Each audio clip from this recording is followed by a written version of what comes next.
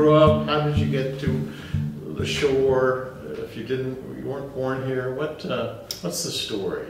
Story is I was born and raised here in Talbot County. So born at Easton Memorial Hospital, not going to say the year, but been here all my life. I grew up on Aurora Street right here in Easton. In fact, I remember my first address as 16 South Aurora Street. Used to be Ayers Laundromat. We lived upstairs in the second story apartments, and that's where I started. And then my great-grandmother died, and we moved to Trapp. And so my grandmother moved with her so that she could take care of her because she became very ill. And so from Easton to Trapp, from there I went to White Marsh Elementary School, left there in 6th grade to come to Easton Middle School, and then graduated Easton High and been here ever since. Went to community college. I'm an alum of Chesapeake College, and then went on to four-year institution to graduate from Arizona State University with a political science degree. Arizona State? I love Tucson. Oh, what drove you out there? Well, that was because I was doing, online classes, and it was convenient for me with my career and the children and everything that I was doing, and so transferred the credits from Chesapeake and completed the degree there. Oh, so you didn't have to go out there? No, but I do love Arizona, though. I was going to say, did you go for graduation? No. But you've had an interesting career. Economic development has been in the forefront of a lot of your work. But could you kind of summarize your professional life? Yeah, sure. So actually, I started in Easton in healthcare. Many people don't know that. I worked at the diagnostic center there. And then I was eventually promoted because of my customer service skills to handle patients that got tested for the PET scan. So those are the tests that they do for cancer patients. So I solely worked with cancer patients at that time, scheduling them for the PET scan. From there, I actually, before that I was in banking. So Buck Duncan was my president when I worked at St. Michael's Bank. So I had a career in banking for about 5 years. Then I went into healthcare, and then after that went right into economic development. So I started off in Queen Anne's County, and then from there I went to Dorchester, became the director there, stayed there for I think about 8 years. Developed a tech park there, their first Eastern Shore incubator, and then from there I did consulting for my LLC. Through that transition, I developed the Foundation of Hope, which is a nonprofit organization that supports 6th grade girls in Easton Middle School. And then I got back into my career again in economic development a little bit and worked in Anne Arundel County. That's right, that's right. Yep. And are you still at Anne Arundel? Yes, still in Anne Arundel. Struggling with that commute a little bit. Oh yeah, just a little bit now since we were in COVID for 2 years. Oh yeah, you were spoiled. And yeah, I was. I got really spoiled not, having to drive in that traffic. Well, now it's coming back because everybody wants their employees back to work, but at $5 a gallon, yes, I mean it's going to be a new wave of people who say they can't go to work. Absolutely. Work at work. So we do 2 days in the office a week. The rest of the week we can telework from home. And so that's certainly convenient. Not having to drive 5 days a week certainly helps, especially now with the gas prices being as high as they are. Yeah. So in Anne Arundel County, I actually just developed the what we call the Inclusive Venture Program. So that is a minority business program for minority women and veteran-owned businesses. So that was developed actually during COVID because of the lack of capital that businesses receive, particularly the minority businesses. So it's a complete 8-week program for them, and then at the end of the program they receive a $5,000 grant. Oh, nice. Yeah. That's so very cool. That program is going very well. We just finished our 3rd cohort with that, and we're getting ready to start our 4th cohort in September, so in the fall. Oh, very cool. It's, I always am interested in this answer, and if I went back to the 2018, maybe you'd answered it. But why did you decide to engage in politics? So it started in 2010, really. 2010, I went to a budget hearing for the Board of Ed. And so it was the county council, and the teachers were there, and they were basically talking about raises and, of course, the budget and, them buying their own things for the classroom and things of that nature. And so I had students in the Talbot County Public School System, but just hearing, the teachers talk about their salaries and their needs and things of that nature, I just shook my head and I couldn't figure out why, the teachers could not be paid better, and their salaries couldn't be increased, and why they were, begging for additional funding. So that's where it started. So actually I've been running in every election since 2010. Why?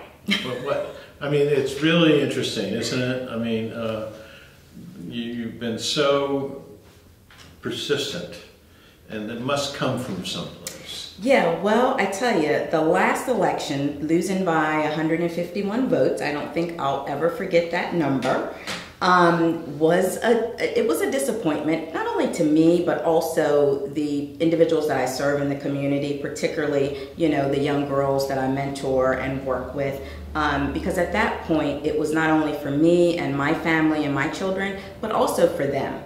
And so when you have people that really believe in you and support your vision and what you want to do in the community, and then come that close and not win, I think it's a disappointment for everybody. But the same way I teach them failure is not an option, I got to get back up and try again. So it's a learning experience for them too. But I think that really hurt me the most, because when you're telling African American, people of colors, and I mean we have diversity within our group of girls too, but any of the girls, that they can be anything they want and they can do anything they want, and then you try to do that and you're not successful in that, it does, throw you back a little bit, and you really question. You question yourself, you question the community, the people that voted for you, the people that didn't vote for you, and you start to think, well, should I be telling them that? And then the answer is yes, they can be anything they want to be. Well, it's an interesting personal challenge, though, to get up and brush yourself off and literally start all over again. It is. And was there a tipping point, though? Was there an issue? Were you following issues that motivated you to once again run? Yeah, I think, my platform has pretty much been the same each time, I ran for office. And so it continues to be the same. And so, of course, economic development, because I've done this for 21 years, is always something that I'm concerned about, something that I enjoy, something that I would like to use my tools or, things that I've created to bring to the community in which I live. And then, of course, education. Education is always important to me. Number one, because I'm a product of Easton High School. I work within the schools with the after-school program, and then my children, two have graduated from Easton High, and then our third will graduate next year in 2023. So, I have a vested interest in the community, and that's what keeps me motivated. And then, last part of my platform is the environment. I mean, I said it many times, my grandfather was a waterman in Bellevue, lived right off of Gate Street. I mean, so, vested interest in the community, born and raised here, and just want to, serve the community in that capacity as an elected official. It's interesting you brought up Bellevue. I just interviewed a couple of folks, including Dennis Shields. Yes. And talk about the merging of economic development and keeping cultural history and cultural spots alive. This is gonna happen a lot, right? Mm-hmm. Well, and that's true. And I think, you know, the distinction is that for us as economic development professionals, we are focused on commercial development, businesses growing, you know, business centers, you know, retail, things of that nature, not necessarily residential development. And so I think sometimes people, you know, really get that confused. And I think in the last election, there was some confusion in regards to economic development and relating to, you know, overdevelopment of residential. And that's not what we do as economic development professionals. We are, you know, a business advocate for the businesses. We work on commercial projects and things of that nature to increase the tax base in a community. You know, when you've been watching the Talbot County Council over the last 4 years, were there things that you felt that they were maybe going in the wrong direction as well as the 3 or 4 things that you've just talked about? You know, I think for one, as it relates to economic development, you know, or any office or office within county government, if a person leaves, you have to fill that position in order to continue the momentum and to allow the staff to keep up with their job duties. And, you know, especially within the economic development office, you know, there are positions that should be filled in order for that director to be able to go out and help expand businesses and do other things. Like during COVID, grants were a big thing for economic development offices, and so that's an added task in addition to what you already have to do. But we have to make sure that the offices are properly staffed, because you can't keep putting more work on individuals and not giving them the resources that they need to be successful, because otherwise you're just setting them up for failure, and you're just going to keep bashing them and saying, why isn't this being done, or why isn't this work being done? And the answer is, well, I don't have the proper staff. We're not properly staffed. Yeah. What do you want to work on over the next 4 years? Are there specific things beyond just the general platform thoughts on what is coming up? I know that we have the Kerwin Commission recommendations, the blueprint for Maryland. There's already some concern about how to pay for it. There's we have the TRAP project, speaking of your hometown. Yep. And so, you know, how do you see the future if you win? Well, you know, certainly the TRAP project is a hot topic right now, and you know, will, if it continues to move forward, change the dynamic of TRAP in general. And certainly I look at White Marsh Elementary School, and it's pretty much the same that it was when I left there in 6th grade, you know, so many years ago.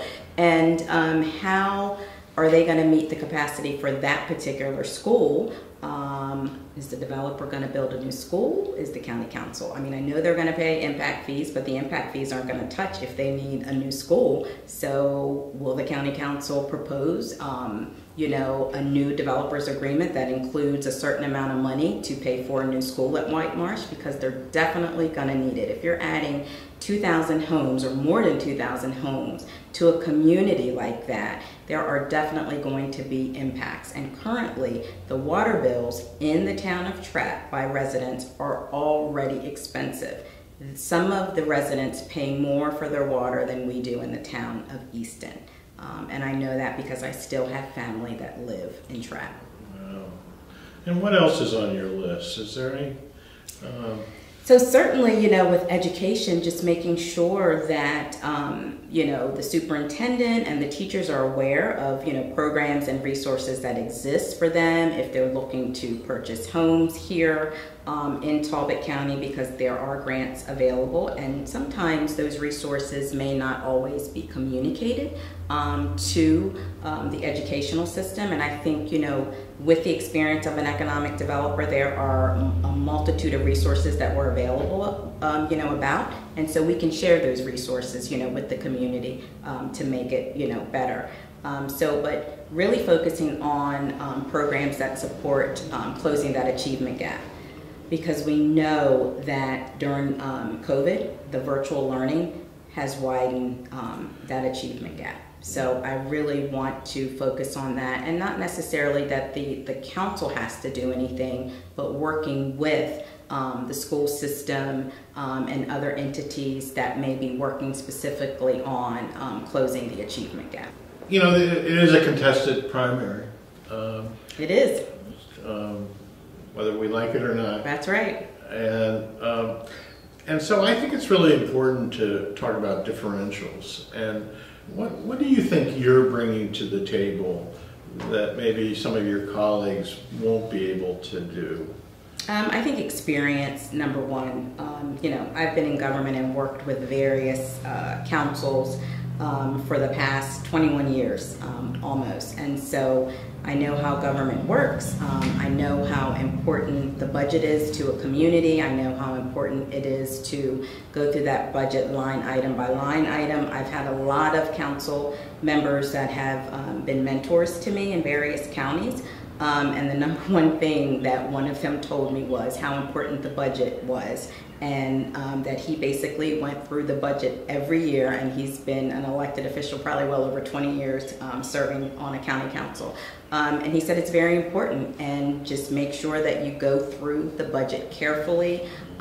You know, having an attention to detail is, you know, certainly one of my, you know, strengths. And, you know, that's exactly what I'll do. And hopefully, you know, bring unity to the county council as well. It's okay to not agree on things, but be agreeable to one another, you know, be cordial to one another. There's no reason not to be kind in this day, you know, with us. You know, we're a small knit community, and you know, people are leaving us every day and dying, and life can be too short. So there's no room not to be kind to one another when you're in such a small community. Yeah. This has been really terrific. I always end by asking if there's anything about you that you want the community to know about that we haven't talked about. Great. So, you know, just a wife, a mother, and, you know, a mother to not only my children, but a mother to our new found puppy, Rocky, who we got from the Humane Society probably about 2 months ago, who we love. So he's an addition to our family this year. So we decided to go out and get a puppy, and I'm like, I should have did this probably 2 years ago when we were really in lockdown, because now it's time to go back to work, and you know, how are we going to do this? This is like a new baby. But yeah, I mean, you know, I just love this community. Like I said, been here all my life, native of Talbot County, and truly love the quality of life that Talbot County provides, not only for us, but for tourists and visitors as well. Thank you. Thank you, Dave.